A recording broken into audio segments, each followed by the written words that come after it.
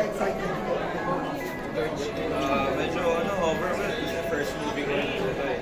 So, nakaka-flatter din talaga naman. Lalo na napasama sa Sinas Maynila yung first movie na salihan ko, na napabilang ko.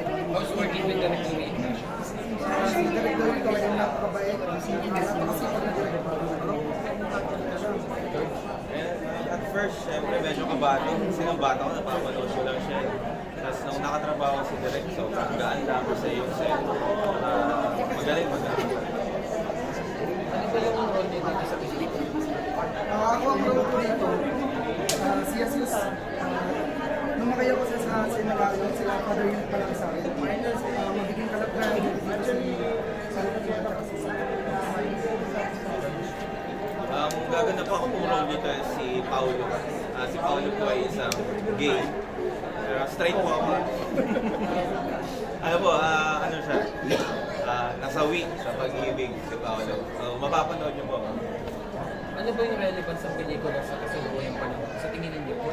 Ano yung gusto iparating ng pelikula sa mga sa ngayon kasi nakikita ko kasi dito sa pelikula namin is yung realidad po talaga. Marami kasi mga kabataan din ngayon, maraming mga tao na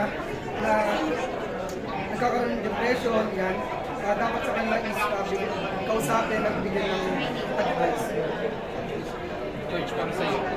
Hindi tayo sa mga Ayun, sabi na rin naman po naman, this is all about mental awareness, mental health awareness. Kaya kasi bawat role namin dito ay may kanya-kanyang trauma na pinanggalingan. So, ayun, gaya ng sabi naman, tinatakal dito yung magiging natin, makatao natin sa bawat Maraming makuwang aral dito sa movie. Sige, invite na lang viewers. Invite natin sa galing ng Sinat Maynila.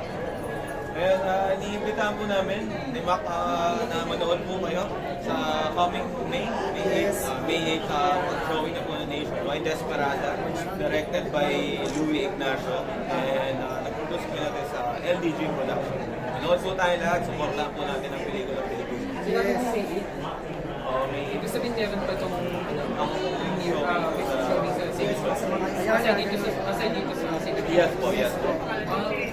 Bilang So, nasabi ko. pagkatapos ng film festival, may sarili pa siyang Yes, screening. Yes. Thank you. Thank you.